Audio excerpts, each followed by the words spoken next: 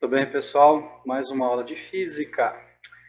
Nessa aula nós estaremos falando sobre campo magnético e força magnética. Muito bem, vamos lá então. Vamos apresentar a tela.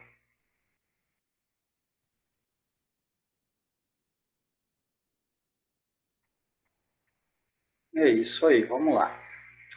Então a gente tem que o eletromagnetismo é uma área da física que estuda o conjunto de fenômenos que dizem respeito à interação entre eletricidade e magnetismo. Na verdade, ainda que identificamos em separado, esses fenômenos começam a ser estudados conjuntamente. A gente viu lá no início do ano, né, que em 1600 o William Gilbert publicou o De Magneti, que descreve o magnetismo terrestre e a eletricidade. O tratamento que se dá hoje ao magnetismo e à eletricidade representa os dois fenômenos sempre associados.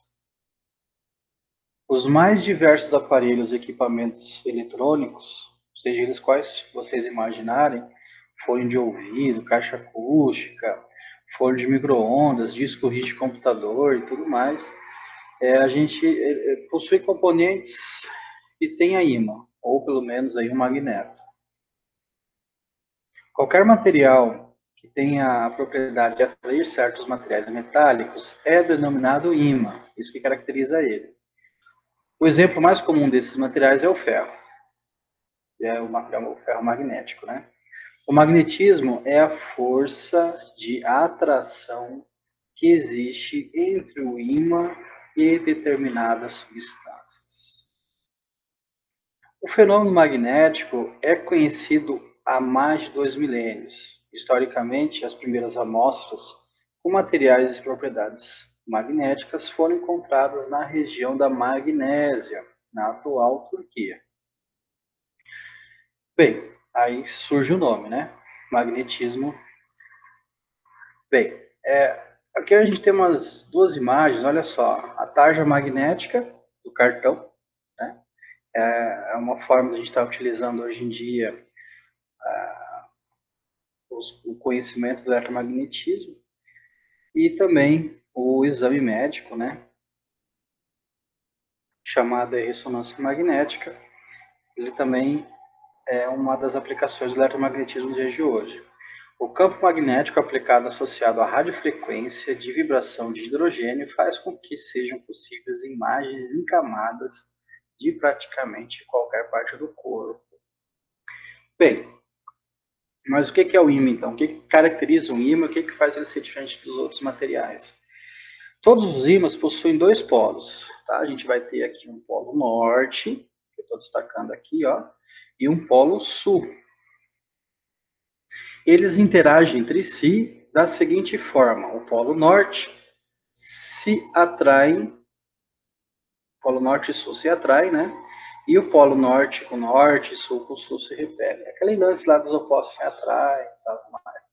Então aqui, ó, norte, norte, aqui a gente vai ter repulsão. Então a força magnética vai ser no sentido de afastamento. Sul com sul, mesma coisa, repulsão, sentido de afastamento. E aqui nós temos atração, tá? Norte com sul, um vai estar tendendo a encostar um no outro. Bem, no ímã, um polo não aparece isolado. Se um ímã for partido, cada pedaço terá seu próprio polo norte e sul. Ou seja, não adianta você pegar um ímã e tentar quebrar ele no meio, achando que um lado vai ficar o norte e do outro lado vai ficar o sul. Quando você quebra o ímã no meio, cada parte do ímã passa a ser um ímã novo, com o seu norte e o seu sul individualmente. Isso ocorre porque o ímã é constituído de ímãs elementares ou moleculares. São os menores deles, em escala microscópica, que estão previamente orientados com seus pares de polo norte e sul. Então, aqui não quer dizer que, por exemplo, se a gente olhar dessa forma, né, sem pensar do ponto de vista microscópico, que o norte está de um lado e o sul está do outro. Quer dizer que se eu cortar, ficou o norte para um lado e o sul para o outro. Não, na verdade é o seguinte, os ímãs elementares que compõem um ímã é como se fossem pequenos imãzinhos, tá? Inúmeros imãzinhos que nós temos espalhados por todo o ímã. Se eu corto uma parte dele aqui, como a gente fez nessa imagem que está mostrando para a gente, observe que a característica das moléculas, né, a característica dos ímãs elementares, eles vão continuar tendo a mesma, ou seja, você vai continuar tendo uma região voltada para o norte e outra para o sul. Tá? Então você pode cortar de novo, quebrar de novo e você vai ter a mesma condição. Se o material ferromagnético é aproximado de um ímã, ele se torna magnetizado. Um exemplo disso, a gente consegue notar esse fato quando um clipe de papel próximo ao ímã, o que acontece com o clipe? Né? Ele também passa a atrair outros materiais metálicos. No entanto, se o ímã for afastado, o efeito não perdura e o clipe para de atrair. Dizemos que o clipe foi magnetizado por indução. Bem, mais facinho, se a gente quisesse transformar ele no ímã permanente, ou seja, a gente tira o ímã de perto, o clipe continuaria agindo como ímã, é possível, tá? Mas é preciso flexioná-lo repetidas vezes, sempre com a mesma orientação, com um dos polos do ímã. E nem sempre às vezes dá certo, tá? Mas também é possível imantar o metal por meio de eletricidade. Então, basicamente é assim, ó, a gente tem aqui uma representação de qual que seria o sentido desses, desses ímãs elementares num material ferromagnético não imantado. Cada direçãozinha aqui do ímã elementar vai estar por uma direção, tá? Então a gente vai ter que todos os materiais apresentam microscópicos domínios magnéticos, com exceção dos ímãs naturais, é claro, né? Que a maioria deles é naturalmente desorganizado. Então a gente vai ter o quê? Ó? Esses domínios são gerados pelo movimento dos elétrons. O que acontece? Ó, se o material é levado à presença de um campo magnético externo, esses microscópicos domínios magnéticos podem se orientar. Temos, nesse caso, um material ferromagnético. Então, assim, se entrou em contato com o campo magnético e se alinhou, automaticamente ele é um ferromagnético e é possível transformar ele em um ímã, nem que seja um ímã temporário. Então, se o campo magnético externo for afastado e a orientação organizada, ou seja, ficar nessa situação aqui, ó, tá? Dos domínios magnéticos se mantiver, o material terá se transformado em um ímã. Caso contrário, será um ímã temporário. Tá aí o campo magnético. O que seria ele, então? Para visualizar o campo magnético, é uma experiência que eu costumava fazer em sala com os alunos, mas infelizmente esse ano, né, a gente não vai conseguir. Podemos espalhar a limalha de ferro, pode ser também aquele pozinho do toner, em torno de um ímã. Assim podemos ver a seguinte configuração. Isso aqui é uma imagem real. Aqui nós temos um ímã, tá? Aqui a gente pode dizer que está o norte e o sul do ímã, só para poder representar ali conforme está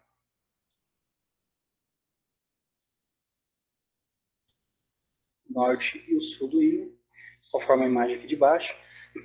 E a gente vai ter essa configuração. O pozinho de ferro, ele vai sofrer ação do campo magnético e ele vai se organizar, ele vai se alinhar dessa forma que a gente está vendo aqui. Bem, os traços formados pela limalha de ferro correspondem às linhas de força do campo magnético. Então a gente chama essa orientação que nós temos formada aqui pela limalha de ferro, né, como as linhas de força do campo magnético. Tá? E aqui está a representação dessas linhas aqui. Essas linhas vão ser importantes para a gente conseguir definir qual é a direção e o sentido do vetor campo elétrico e também da força elétrica. O que a gente vai ter? A gente vai ter, então, que é importante a gente reparar que estão mais concentradas, ó, na extremidade do que nas laterais, tá vendo?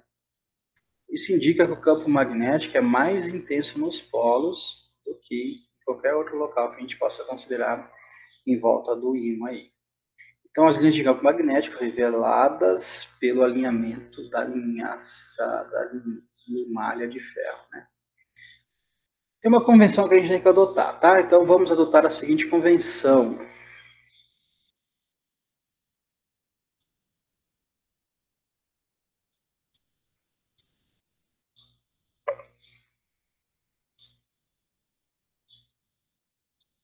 Orientaremos essas linhas de modo que, no exterior do ímã, as linhas de força do campo magnético saiam do polo norte e dirijam-se ao polo sul. Então, é isso que está falando para a gente aqui, ó. Está saindo aqui do polo norte e está se direcionando aqui para o polo sul, tá? É uma convenção que a gente adota. Então, aqui, ó, se o norte está aqui, sai do norte e o sentido é indo para o sul, tá? Sai do norte em direção ao sul.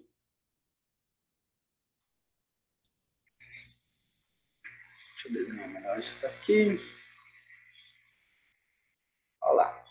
Sai do norte e vai para o sul, tá? Então essa é a representação da linha. Aqui é a mesma coisa, né? Sai do norte e vai para o sul. Bem, a outra condição é que dentro do ímã, as linhas longitudinais, tá? Que vai ter a mesma direção do comprimento, destacam-se do polo sul e rumo para o norte. Então, mantendo o sentido, tá? Mantém o sentido. Aqui no interior, a gente vai ter isso daqui. Ela vai vir para cá, né? Sai do sul e vem para o norte. Para poder manter o sentido, para poder manter o fluxo. A mesma coisa aqui, ó. Tá vindo para cá, vai manter o fluxo, então dentro do ímã vai ser do sul para o norte. Dentro do ímã vai ser do sul para o norte. Maravilha. E o campo magnético, então, a gente vai ter que quando dois polos de ímãs diferentes interagem, temos as linhas de força magnética reconfiguradas.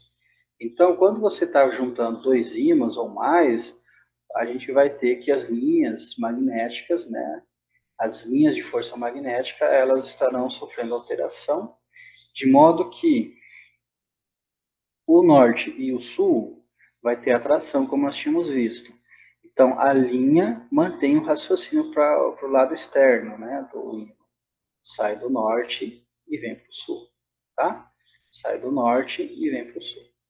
Agora, quando tem mesmo polo, tanto faz ser norte com norte, como está exemplificado aqui, ou sul com sul, a gente vai ter que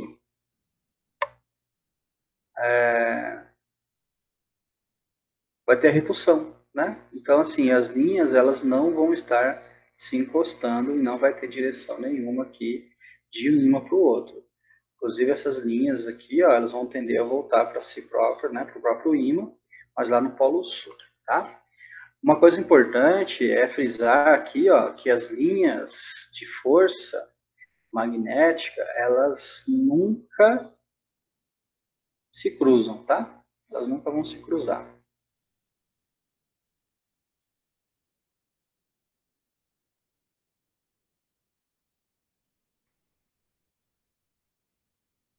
Então, elas nunca estarão se cruzando, ok? Aí a gente tem algumas condições. Aqui a gente já começa a colocar algumas incógnitas, né? Algumas letrinhas aí para nossas equações. O campo magnético, a gente vai estar chamando de B, é constituído por infinitos vetores de indução magnética. Todos com direção sempre tangente à linha da força do campo magnético e com o mesmo sentido dela, como acontecia lá no campo elétrico, né? Então veja bem, norte vai ter então a direção ao sul, né? Sai do norte e vai para o sul. Cada setinha dessa aqui está representando para a gente o vetor indução magnética, tá? Que seria ali sempre tangente, né? Sempre saindo da nossa linha de força magnética e tendo o mesmo sentido delas. Então, assim, nos exercícios, na prática, o que a gente tem que ficar ligado? Por exemplo, vai ter aqui sei lá, um ponto qualquer na região do espaço, esse ponto aqui. E a gente tem que descobrir para qual é a direção e o sentido do vetor indução magnética nesse ponto. Ora, se sai do norte e vem para o sul, então a indução magnética vai estar para cá. Maravilha. Se eu pegasse um ponto aqui, por exemplo, nesse ponto aqui, a gente tem que o vetor, que a linha de força está vindo nessa direção e sentido aqui, tá vendo? Essa curva aqui. O vetor não faz curva, tem que ser linha reta. Então, tangente a isso, sendo bem aqui no cantinho, né? A gente vai ter nosso vetor indução magnética. Então, qualquer ponto que eu pegar aqui, a gente vai ter essa configuração aí. Então, um ímã, ele pode estar gerando aí vetor indução magnética para várias direções distintas aí. Bem, agora o campo magnético gerado por uma corrente elétrica. Isso aqui é importante para a gente. Diz o seguinte, ó, lá no ano de 1920, o físico-químico dinamarquês Hans Christian Ørsted demonstrou que a passagem da corrente elétrica por um fio condutor produzia efeitos magnéticos, que ele descreveu como conflito em torno dele. Hoje, sabemos que cargas elétricas em movimento geram campos elétricos ao seu redor e podem eventualmente interagir com objetos magnetizados.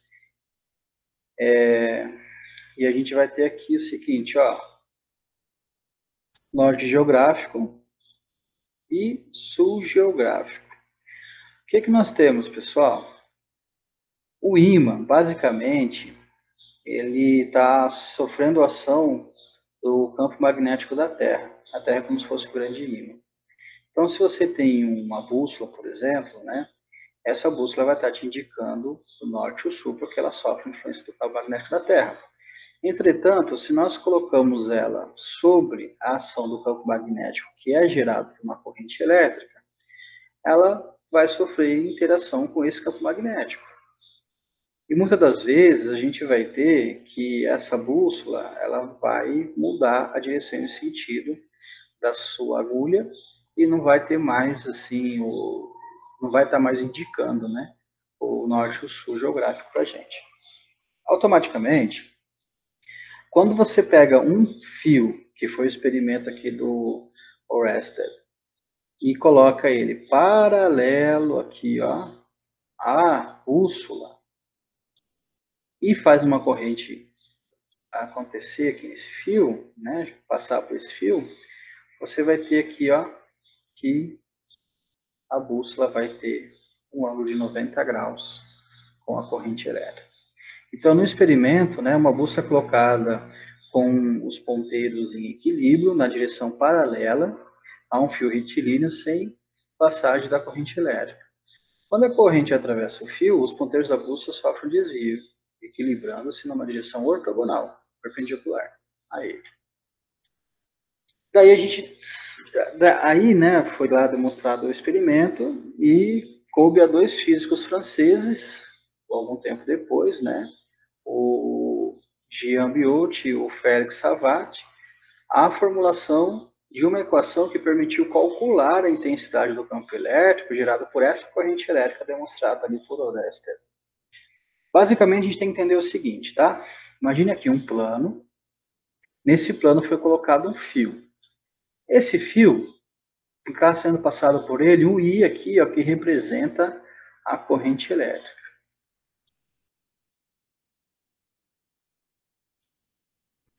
Tá? A corrente elétrica aqui, então, está representada pelo Izinho. Desse fio, a gente está considerando sempre um pequeno comprimento. Esse pequeno comprimento nós estaremos chamando aí de ΔL. E nós vamos ter aqui, ó, um ponto P, É nesse ponto P que a gente vai estar considerando a distância até o fio e também qual é a direção e o sentido do indução magnética lá, tá? Do campo magnético lá. Então, o que a gente tem que ficar esperto? Tem que ficar esperto também que a distância do fio até o ponto P vai ter aí um ângulo também. Então, a gente tem que organizar todas essas grandezas numa equação só. Lei de Biot-Savart. Então, vamos ler isso aqui. Ó. Considerando um trecho bem pequeno, de comprimento ΔL, isso aqui, de um fio condutor, sendo percorrido por uma corrente elétrica de intensidade I, está aqui. Aí ele fala para a gente lá, né, que está sendo medido em ampere, e ele fala ainda assim, ó, essa corrente gera um campo magnético de intensidade, e a gente está chamando aí delta B, tá? Num ponto isolado a uma distância d do trecho em questão. Então, no ponto está aqui, vai ter a distância até esse ponto. É óbvio, quanto mais afastado for esse ponto, menor vai ser o valor ali do campo magnético. Se essa distância for medida de modo a formar com ΔL um ângulo θ qualquer, né? Então a intensidade de ΔB será dada por essa equação aqui. Tá? Não se assusta que não é difícil, não é complicado demais não, é só esquisito. A gente vai ter então aqui o campo elétrico, que é medido em Tesla, vai ser igual a μ. Esse μ significa permeabilidade magnética do meio. Essa permeabilidade magnética do meio é uma constante e ela sempre vai estar valendo 4 vezes π vezes 10 elevado à sétima. Então é uma coisa assim que a gente não precisa se preocupar em descobrir ela, nem nada do tipo, porque a gente já sabe o valor dela, só tem que colocar aqui na equação. Tá? O I é a corrente elétrica dada em ampere, o ΔL é o comprimento do fio, tá? E aqui a gente vai ter o seno de alfa. O seno de alfa, que é o ângulo aqui que a gente vai ter entre a corrente e a distância ali, tá? Bem, agora, assim, como é que a gente sabe para qual é a direção e o sentido do campo magnético? Porque, assim, a corrente, ela está indo aqui, ó, para cima, tá vendo? Tem essa direção, mas... E aí nós temos o campo magnético para cima aqui. Como que eu sei que ele está para cima? Ele poderia estar para frente, poderia estar para baixo, poderia estar para a esquerda, para a direita, poderia estar na diagonal. Para a gente poder definir isso, a gente, assim, tem uma regrinha da mão direita, tá? A gente chama de regra da mão direita. E ela ajuda a gente a determinar o sentido da corrente elétrica e também determinar ali qual é o sentido das linhas de força magnética, né? Como que as forças magnéticas estão se apresentando. Basicamente, a gente vai ter aqui, ó, por exemplo, um fio.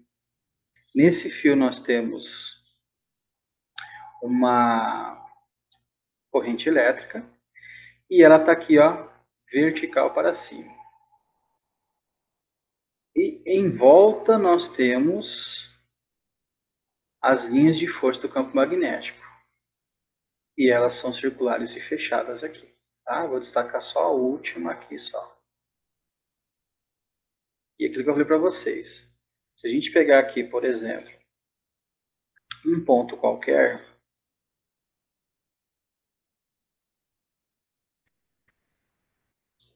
nesse ponto qualquer, nós vamos ter aí o nosso vetor de indução magnética, né? Nesse caso aí, nosso campo magnético, e ele sempre estará indo no sentido dela, né? No sentido aí das linhas de força magnética, tá vendo? Então, qualquer ponto que eu pegar aqui, se eu pegasse esse ponto aqui, por exemplo, ela estaria aqui assim, tá vendo? Então, por isso que é importantíssimo a gente determinar qual é o valor, né? Qual é a direção e sentido dessa linha de campo. Vou desenhar aqui de novo. Olha lá. Então, aqui vai estar o nosso ΔB. Basicamente é usar a regra da mão direita, então. A gente pega a mão direita, é óbvio, né? E o nosso indicador, ele estará indo sempre na direção da linha da corrente elétrica, tá? E conforme a gente fecha a mão, vai dar o sentido aí das linhas de força do campo magnético, que são sempre circulares e fechadas nesse caso. Então, se, por exemplo, está indo para cima, vai fechar dessa forma que está ali, ó. Então já está o próprio desenho representado. Se for para baixo, por exemplo, ó, seria o contrário, tá vendo? Aqui ela está vindo para cá, está girando nesse sentido. E se fosse para baixo, ó, estaria para lá, estaria girando nesse outro sentido de cá, ok? Se fosse aqui, por exemplo, horizontal para a esquerda, então ela vai estar fechando aqui para baixo. Se eu pensar num ponto que está aqui à frente da minha mão, aqui, ó, ou seja, o vetor campo magnético vai estar vertical para baixo, tá vendo? Agora, se eu pegar já passando para o lado de trás desse dedo aqui, da corrente elétrica, observa que ele já está subindo, tá vendo? É isso aí. Então, assim, ó, o polegar é posicionado no sentido da corrente elétrica, o sentido de percurso das linhas circulares e fechadas, né, da força magnética é dada pelos demais dedos em volta do fio. Então, a gente tem que ficar esperto que em cada ponto do campo magnético, o vetor de indução magnética, ΔB, né, tangencial à linha da força no mesmo sentido. Maravilha, gente. E aí a gente vai conseguir determinar agora a força magnética. Observe que para a gente poder determinar a força magnética, ela é dada por essa expressão aqui, tá? Força magnética, a carga, a velocidade da carga, o vetor de indução magnética e o ângulo aqui que vai existir entre a velocidade e a indução magnética. Então a gente tem que ficar esperto nisso daí, tá? Ó, sem saber qual é a direção e o sentido do indução magnética, ou seja, usando a regra da mão direita, eu não consigo determinar qual é a direção e o sentido da força magnética.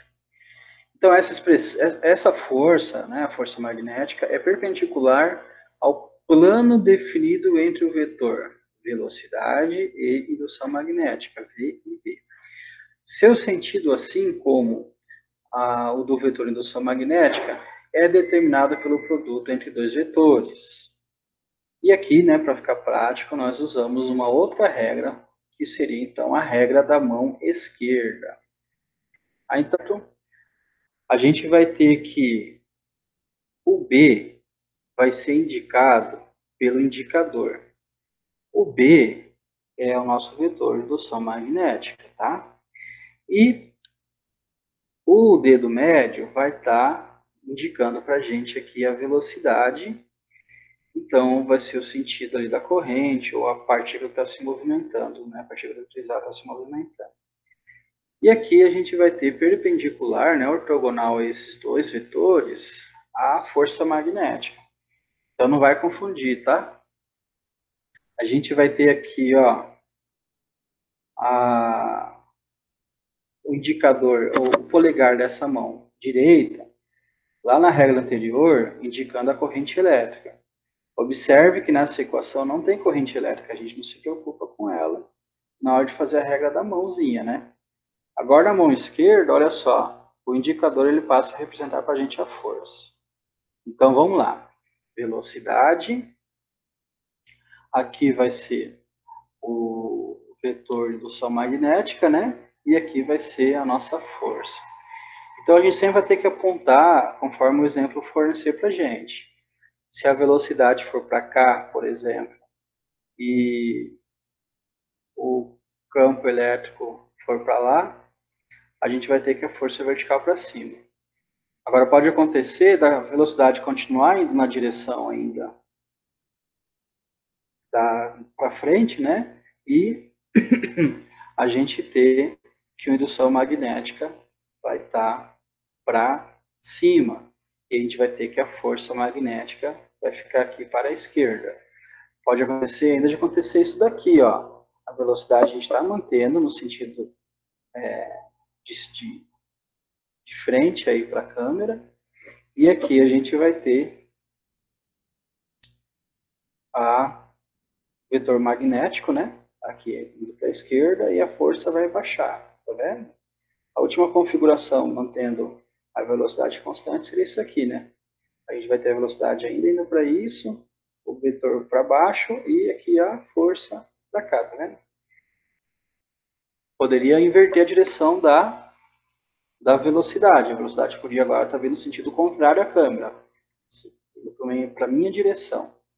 Então, ó, se eu faço isso, o vetor de indução magnética ele fica aqui para baixo, a gente vai ter a força indo lá, ó, para a esquerda. A gente pode ter essa configuração, a velocidade vindo para a minha direção, a força vindo aqui para baixo, tá vendo? Porque a gente tem a indução magnética aqui, ó, indo para a direita. A gente tem essa configuração aqui ainda. Olha lá. Força agora está para a direita, porque a velocidade ainda continua na minha direção, só que agora a indução magnética está para cima. E a última seria essa daqui, né? Então, assim, é praticamente ficar fazendo jutsu do Naruto. A gente tem que ficar virando a mão para lá e para cá, torcendo os dedos, né? Mas o importante é se ligar nisso daqui. Velocidade, indução magnética e força, tá? Uma coisa importante é essa representação aqui. Essa setinha, assim, do jeito que está aqui, ela está representando como se o vetor de indução magnética estivesse saindo da folha, nesse caso aí da tela. E aqui, quando é o xizinho, quer dizer que ele está entrando, tá? Na tela ou entrando na folha. Então, ó, lembrando que esse daqui é o dedo médio, perdão, o indicador, né? O indicador aqui representa o B, representa a indução magnética. Então, pensando na tela, quando ele está assim, né, representado aqui saindo da tela, para mim, do meu ponto de vista, eu tenho que representar ele assim, tá? Então a velocidade está para baixo, aí nós vamos ter que a força fica aqui, ó, para a horizontal e esquerda. Agora, na segunda situação, observe que a gente tem que o B, ele está ali, ó, assim, tá vendo? Então, a velocidade está aqui para a horizontal e direita, a força fica para baixo. Aí aqui eu tenho algumas representações, né, de como que vai estar a situação em cada um desses exemplos. E quando for com carga negativa, é só mudar, tá? O sentido, ok?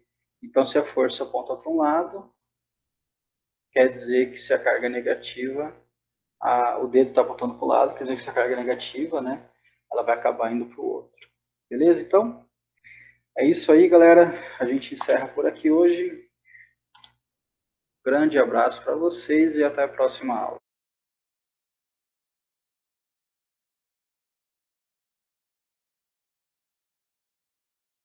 Também considerada aí como a regra de Fleming. E é assim, a gente vai ter o indicador da mão esquerda na direção e sentido segundo aí o vetor de indução magnética, o B, tá? Então não vai confundir, tá? Na mão direita, indicador significa ali a direção e sentido da corrente elétrica. Veja que nessa equação nós não consideramos a corrente elétrica, a gente considera então que o B aqui é o indicador. E aí o que acontece? Olha só, a gente vai estar ajustando o dedo médio, esse aqui. Se for preciso, a gente vai ter que ficar girando a mão na direção e sentido de V, que é a velocidade ali que está passando a corrente elétrica. ou a carga eletrizada. E aí a gente vai ter também que o sentido da força magnética utilizando aí o polegar perpendicular ao plano formado, né? Quando for positivo e quando não, vai ser o contrário. Então,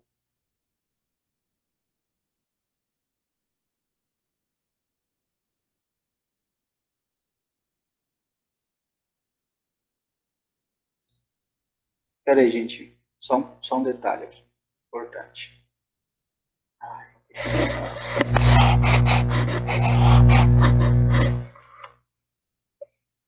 Eu vou ter que editar. Saco. Então, vamos lá. O que vai acontecer, pessoal? Olha só. Então, aqui a gente vai estar utilizando a regra da mão esquerda agora, certo?